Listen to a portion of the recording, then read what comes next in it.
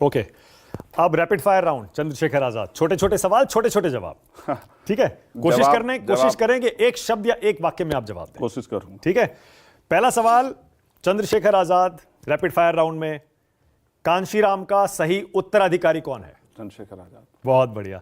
दलितों का सबसे बड़ा नेता इस देश में कौन है? देखो दलित, ये यहाँ कंफ्यूजन है। अब फंस गए। देखो मैं फिर कह रहा हूँ ना, अच्छा फिर मैं अरे मोदी इसीलिए रैपिड फायर नहीं नहीं, मोदी जी को क्या मैं उन्हीं की जाति का नेता कहूँ क्या? या अमित शाह जी को उन्हीं की जाति का नेता कहूँ क्या? अब कब इसको, इस चरित्र को कब बदलने वाले बताओ। मानक भाई, मैं समझ गया। ओके, सवाल के जवाब में आपने मुझसे सवाल पूछ लिया। हाँ। ठीक है, डन। दलितों की सबसे हितैषी पार्टी कौन सी है? फिर दलितों की पार्टी, दलितों का ही नेता। नहीं, मैं दलितों का पूछूंगा क्योंकि आप ही खुद कहते हैं दलितों की आवाज कोई नहीं उठाता, मैं उठाऊंगा। दलितों की सबसे हितैषी पार्टी कौन सी है? आजाद समाज पार्टी, सामाजिक संगठन भीम आर्मी। दलितों की सबसे विरोधी पार्टी कौन सी है? भारतीय जनता पार्टी। बहुत बढ़िया। यूपी का बेस्ट सीएम अब तक का किसे मानते हैं? माननीय बहन जी को। मायावती। यस। योगी जी को 10 में से कितने नंबर देंगे सीएम के तौर पर? गोली लगने के बाद, पहले बाद में दोनों बता दीजिए। माइनस में। माइनस।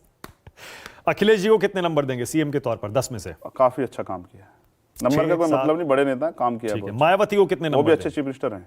मायावती अच्छे, मैंने कहा ना, मैं नंबरों से वो नहीं करता हूं। राजनाथ सिंह जी कैसे सीएम थे जब यूपी के सीएम थे? अच्छे थे ना, काफी अच्छे थे। देश का सबसे बहादुर और जुझारू नेता किसे मानते हैं? खुद चंद्रशेखर। बहुत बढ़िया, मुझे पता था आप अपना ही नाम लेंगे। देश से पहले मान्यवर काशीराम साहब। बहुत बढ़िया। उससे पहले डॉक्टर बाबा साहब अम्बेडकर। उससे पहले ज्योतिबा फूले। नहीं, अगर आप उनको मैं उनको नेता के तौर पे नहीं देखता। अच्छा ठीक है। जिन्होंने अपने लिए कुछ नहीं अर्जित किया, ओके, वो तो महान है। सबसे उदार नेता देश का कौन है? उदारवादी, बड़े दिल वाला। मुझसे बड़ा कौन होगा? मैं सबकी मदद करने जाता हूँ। बहुत बढ़िया। कोई बच्चा ही नहीं जिसकी मदद करने जाए। उत्तर प्रदेश वालों की, बिहार वालों की, मध्य प्रदेश, राजस्थान वालों की। मुझसे बड़ा हृदय किसी का होगा? देश का बेस्ट पीएम आप किसे मानते हैं अब तक का? अभी बना नहीं है। बना ही नहीं है। मोदी को कौन हरा सकता है?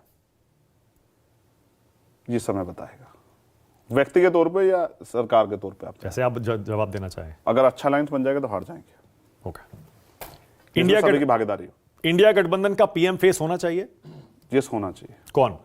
अब ये तो उनको तय करना है। मैं उसमें होता तो शायद आपको बताता। और पीएम फेस अगर होगा तो उसके नाम पे निर्णायक लड़ाई, और अच्छे नेता है वहां, जैसे नीतीश कुमार हैं, जैसे शरद पवार हैं, जैसे अरविंद केजरीवाल है, ममता बनर्जी, राहुल गांधी, और खुद अखिलेश यादव हैं। राहुल गांधी सॉलिड है ना। मैं कह रहा हूँ सब लोग के लिए कह रहा हूँ, सब अच्छे हैं।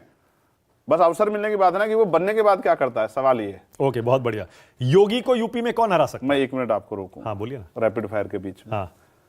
ईमानदारी तब चेक होती है जब आपको अवसर मिले और आप बेईमानी ना करें। हाँ। तब ईमानदार। अगर आपको अवसर ना मिले तो तब तक तो आप ईमानदार हैं ना। ये बात भी ठीक तो है। प्राइम मिनिस्टर का तब पता लगेगा, जैसे नीतीश कुमार नहीं बने, अरविंद केजरीवाल नहीं बने, स्टालिन नहीं बनी है, माननीय बहन जी नहीं बनी है, अखिलेश यादव नहीं बने हैं, तेजस्वी यादव नहीं बने हैं, शरद पवार। जब इनमें से कोई बनेगा और वो फिर उसके काम का आकलन होगा, तब तय हो सकता है।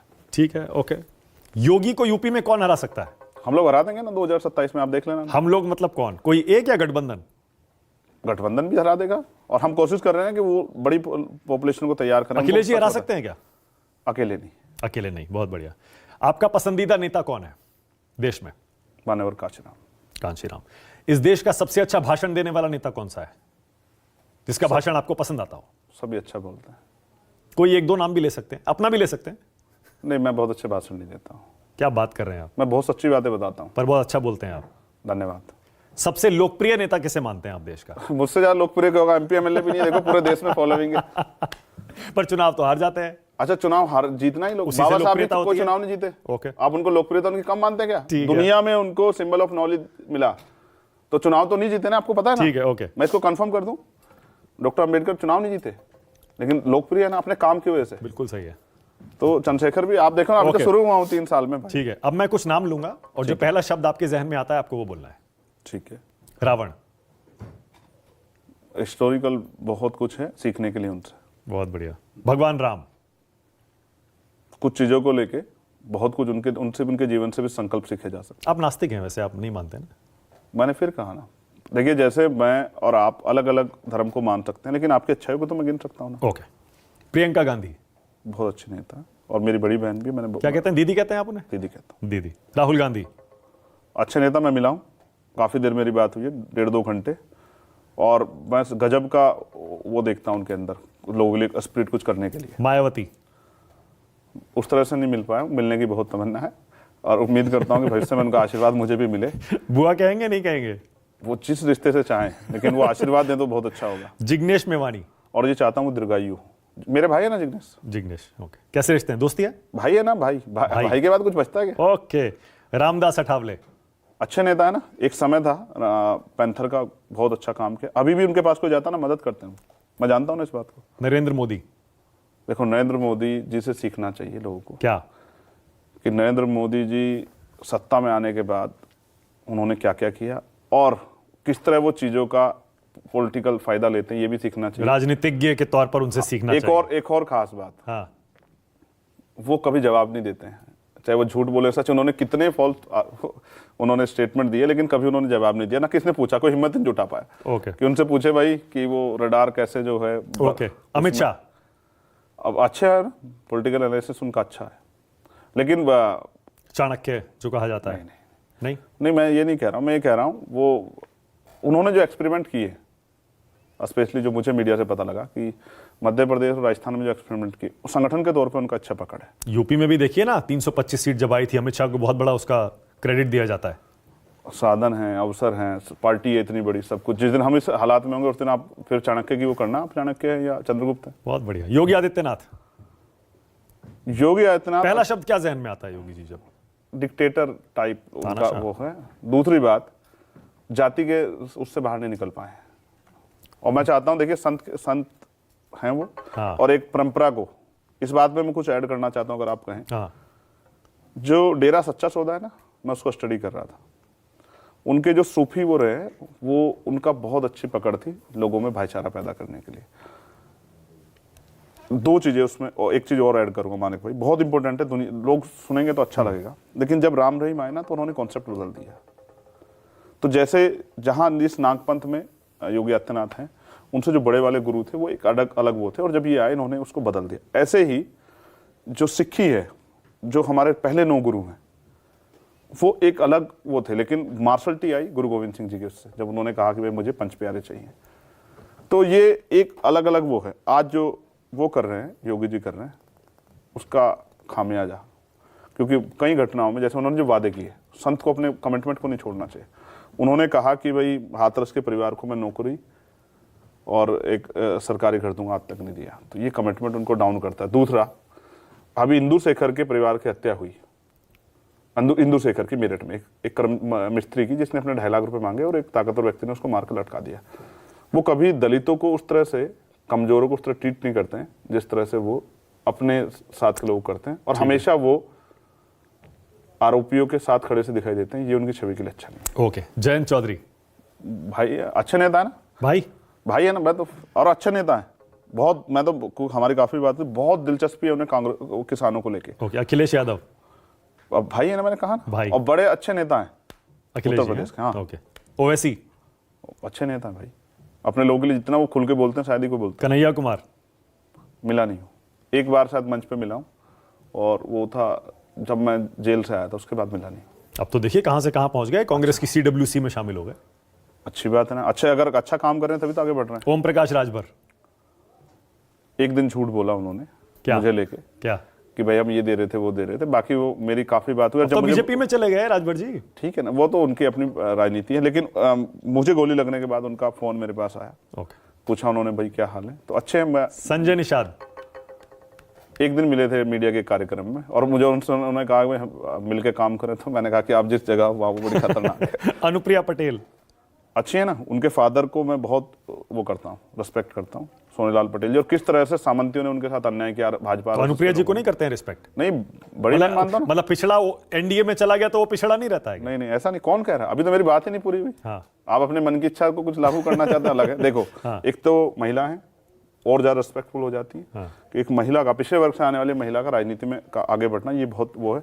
दूसरा, मैं उनसे एक बार मिला मीडिया के कार्यक्रम में, और मैंने उनसे कहा कभी आप मिले तो पूछना कि आपको इस पद की दावेदार होना चाहिए। तो उन्होंने कहा कि चंद्रशेखर मेरे बारे में मत कहो, अगर भाजपा के लोगों ने सुन लिया तो नुकसान हो सकता है। केशव प्रसाद मौर्य। मिला नहीं हूँ भाई, वो पिछड़े वर्ग के नेता हैं, बीजेपी में इतने बड़े पद पर हैं। मैंने कहा मिला नहीं। आपकी राय क्या है उन पर? अच्छा है, जिस पोस्ट पे हैं, और आप कहते हैं ना बीजेपी में तो जगह नहीं मिलती पिछड़े लोगों को। देखिए डिप्टी सीएम बना के रखा है उनको कितने साल से, चुनाव हारने के बाद भी। ये लाइन मैंने कब कही? आप ही कहते हैं बीजेपी पिछड़ों पर अत्याचार करती है, उनको जगह नहीं देती। उनके बच्चे देखो ना, 20,000 बच्चे उनके सड़कों पे धक्के खा रहे हैं और आमरण अनशन कर रहे हैं, और वो जब कार्यालय जाते लाठी मारते हैं उनको। मैं ये कह रहा हूँ बीजेपी इन वर्गों के नेताओं को पॉलिटिकल पावर नहीं देती, ओके, और उनसे अपना एजेंडा लागू कराती है। चाहे वो उनसे करवाएं, राजस्थान वालों से, उनसे मध्य प्रदेश वालों से, अब जो बनाए, और चाहे किसी और से कराओ। केशव प्रसाद मौर्य जी को स्टूल पे बिठा के रखा, यार क्या बात करते हो आप, इससे ज्यादा सम्मान क्या देती हो? ओके, पप्पू यादव, वो चीफ मिनिस्टर के दावेदार थे या नहीं थे, आप बताओ। मुझे छोड़ो, 2017 में उन्हीं के नाम पे चुनाव लड़ा ना, तो वो दावेदार थे या नहीं थे? क्यों उनका अधिकार छीना? ओके, पप्पू यादव, सच कहा। ऑलराइट, पप्पू यादव बहुत अच्छे नेता हैं, जितना कर सकते हैं, अवसर नहीं मिले उनको उस तरह से, लेकिन जितना कर सकते हैं करते। तेजस्वी यादव अच्छे नेता हैं और वो बहुत कुछ कर रहे हैं, और उसके लिए, बिहार के लिए अच्छा है। नीतीश कुमार डाउन जमीन से उठ के लालू जी और नीतीश जी बहुत पहचान बनाई है, और मैं समझता हूं कि वो एक निर्णायक कड़ी हो सकते हैं इंडिया अलायंस में। पीएम बन सकते हैं। अब ये तो इंडिया अलायंस को तय करना है। चिराग पासवान, कभी व्यक्तिगत मुलाकात नहीं हुई, लेकिन ठीक है, कुदरत उनको भी अवसर दे। भाई दलितों के नेता हैं, पूरा थोड़ा ही है। रामविलास पासवान की पार्टी पूरी दलितों की रामविलास पार्टी। पासवान जी का रिस्पेक्ट करता हूं दिल से, वही थे। तो चिराग नहीं है? नहीं, मंडल कमीशन में उनका बहुत बड़ा रोल है। चिराग तो अभी आए ना, अवसर नहीं मिले ना उस तरह से बेचारे। मंडल कमीशन में उनका बहुत बड़ा रोल है, लेकिन देखो चिराग भाई को ये सीखना चाहिए कि जिस तरह से मोदी जी ने रामविलास पासवान जी का अपमान किया, उनको घर खाली करा दिया, उनकी तस्वीरें फेंक दी, ये बीजेपी ने बहुत बड़ा अपमान किया। और वो अलग बात है कि उनको लगता है कि वो सुधार हो सकता है, तो वो कोशिश कर रहे हैं बीजेपी के साथ। कांशीराम, उनके जैसा सख्त दुनिया में पैदा नहीं हो सकता दोबारा। बाबा साहब, वो मेरे रोल मॉडल है। रामनाथ कोविंद, अगर उनको अवसर मिलता और वो देश में प्राइम मिनिस्टर बनते, तो आज भारत की दुनिया में अलग पहचान होती। रामनाथ कोविंद, कभी मिला नहीं, द्रौपदी मुर्मू, मिला नहीं हो। बीजेपी देखिए दलितों को राष्ट्रपति बनाती है। बीजेपी हाँ, एक स्टेटमेंट के बाद शायद जो है, फिर उसके बाद कुछ कह नहीं पाते अपने वर्गों के लिए। एक आप बताओ ना, कुछ एक दलितों के लिए किसी काम पे स्टैंड लिया उन्होंने? आप बताओ ना। किसने? रामनाथ कोविंद जी ने, या आदिवासियों के लिए मणिपुर का इतना बड़ा इशू हुआ, बोली क्या कभी? सुना क्या आपने? ओके, ऐसी ही बनाती है ना, इसको क्या कहते हैं, रबड़ स्टैम्प। ओके, वो बहुत गरिमाई पद पे है, मैं ऐसा कहता अच्छा लगता है, लेकिन सीए का आप विरोध करते ही है। अगर सीए में वो डिस्क्रिमिनेशन करते हैं, सभी लोगों को इंक्लूड नहीं करते हैं, तो कोविड कॉन्स्टिट्यूशन के खिलाफ कुछ भी होगा। देखिए, भारतीय संविधान जिस दिन से लागू हुआ, उस दिन से जो यहाँ था वो इस देश का नागरिक है। अगर आप आज कोई डिस्क्रिमिनेशन कर दें, जैसे एक्ट है ना, धार्मिक स्थलों पर एक्ट है ना, उसका दुरुपयोग, उसके बाद भी भाजपा के लोग दुरुपयोग कर रहे हैं ना उसका, तो अगर कोई संविधान खिलाफ जाएगा तो मैं इसका विरोध। यूनिफॉर्म सिविल कोड मानते हैं होना चाहिए? अभी किस उस पर करने वाले, कुछ आएगा ना, कुछ उसका रोड मैप आएगा तो उस पर बात करेंगे। पर एक देश एक कानून होना चाहिए? भाजपा कर सकती है क्या? बोलती तो बहुत है। ओके, 370 कश्मीर से हटना सही है? उस तरह से स्टडी नहीं किया। जाति गणना होनी चाहिए जैसे बिहार में हुई है, पूरे देश में होनी चाहिए। जाति जनगणना होनी चाहिए, आर्थिक आंकड़े जारी होने चाहिए, देश को पता लगना चाहिए किस जाति के पास कितने रिसोर्स हैं, किसकी कितनी संख्या है, और जिनकी संख्या कम है और जिन पर रिसोर्स कम है, उनकी तरक्की के लिए भी आगे कुछ कदम उठाना चाहिए। और भारतीय जनता पार्टी उसमें सबसे बड़ा रोड़ा है। और ये तो वो देश है जिसमें क्रांतिकारियों ने बहुत दिन जेलें काटी है, और हमने तो यहाँ जो है बहुत सारे ऐतिहासिक रूप से वो पढ़े।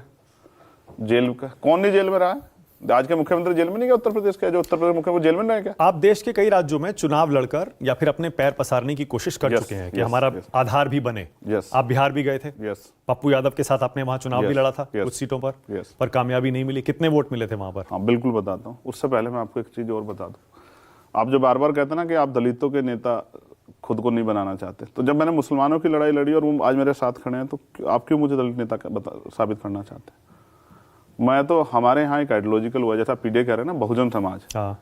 ये बहुजन समाज हर हक वंचित समाज की आइडेंटिटी है। दलित, पिछड़े, आदिवासी, मुसलमान, जैन, सिख, बौद्ध, ईसाई, पारसी, जो कमजोर है, ये उनका एक अलायंस है। और ये काशीराम साहब बहुत दिन पहले बना के चले गए, मैं उसी को फॉलो कर रहा हूँ। ठीक है। और अगर न्याय के लिए लड़ने के लिए अगर ऊंची जाति है जो इस देश की, अगर उनके साथ भी कोई अन्याय हो तो उनको भी अगर जरूरत पड़ेगी, तो क्योंकि जब बहन बेटी के सम्मान की बात आती है तो कभी मैं जाति नहीं देखता हूँ, ना धर्म देखता हूँ। ये भी नहीं देखता कि सामने वाला कितना ताकतवर है, उससे उसको वो क्या नुकसान पहुंचा, इसकी परवाह भी नहीं करता हूँ। ना जान की परवाह करता हूँ, ना जेल की, ना मुकदमे की। तो खूब जाके जब दम से लड़ता हूँ, जितनी हिम्मत होती है। तो बिहार में क्या हुआ था जब गए थे आप? बिहार हम जब चुनाव लड़े तो हमारी जो दूसरा एक अलायंस था उनसे बात हुई, और अंत समय पे किसी कारण से वो अलायंस फाइनल नहीं हो पाया। तो हमारी पार्टी के नेताओं ने हमसे कहा, क्योंकि हमारे यहाँ ऐसा नहीं कि ऊपर से चीजें थोपी जाती है, उन्होंने कहा कि देखो अब क्योंकि समय कम रह गया तो हमें किसी ना किसी अलायंस में जाना पड़ेगा। तो जो तीसरा मोर्चा वहाँ बना पप्पू यादव ने, तो हम उस मोर्चे में गए और हम लोग मिलकर चुनाव लड़ा और हमें, अगर आपको जानकारी हो, सीटों के हिसाब से 3.5% करीब वोट हमें मिला वहाँ, गठबंधन को, हमारी पार्टी को, आपकी पार्टी को। कितनी सीटें लड़े थे? 9,000, शायद हम 28-30 सीटें लड़े थे। कहीं 9,000, कहीं 11,000, कहीं 13,000 वोट हमें मिला, कहीं कम वोट भी मिला। तो जहां जिसकी जितनी मेहनत तैयारी थी वहां उस तरह का वोट मिला। और क्योंकि सब जगह नहीं जा पा सकते चुनाव में, जैसे अब साधनों की बात है, अब मोदी जी पे बहुत सारे साधन हैं, आज यहाँ हैं, थोड़ी देर में दूसरी जगह चले जाएंगे, सारी तैयारी भी उनकी है, सरकार भी उनकी। अब ऐसा थोड़ा ही है कि चंद्रशेखर को कहेंगे भाई चंद्रशेखर आपकी छोटी पार्टी नई पार्टी है, तो आप एक काम करो, आप 1 महीना और फालतू प्रचार कर लो, आपका रिजल्ट बाद में घोषित कर देंगे। दोस्तों वीडियो आप लोगों ने देखा होगा चंद्रशेखर आज़ाद भाई किस तरीके से बात क्या कर रहे हैं। तो दोस्तों आप लोग जानते हो कि कुछ समय पहले संविधान बदलने की बात की गई थी।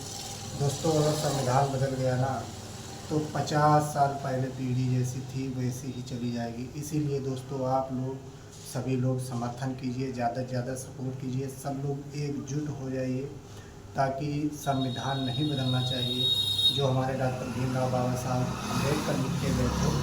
संविधान बदलने का मतलब है कि सभी लोग अनपढ़ गंवार बन जाओगे। इसीलिए दोस्तों संविधान नहीं बदलना चाहिए, सभी लोग सपोर्ट में रहिए चंद्रशेखर आज़ाद भाई के, जो वो बता रहे हैं बिल्कुल सही बता रहे हैं। दोस्तों मिलते हैं अगले वीडियो में। दोस्तों अपनी राय कमेंट बॉक्स में दोस्तों जरूर दिया करें और तब तक के लिए बाय।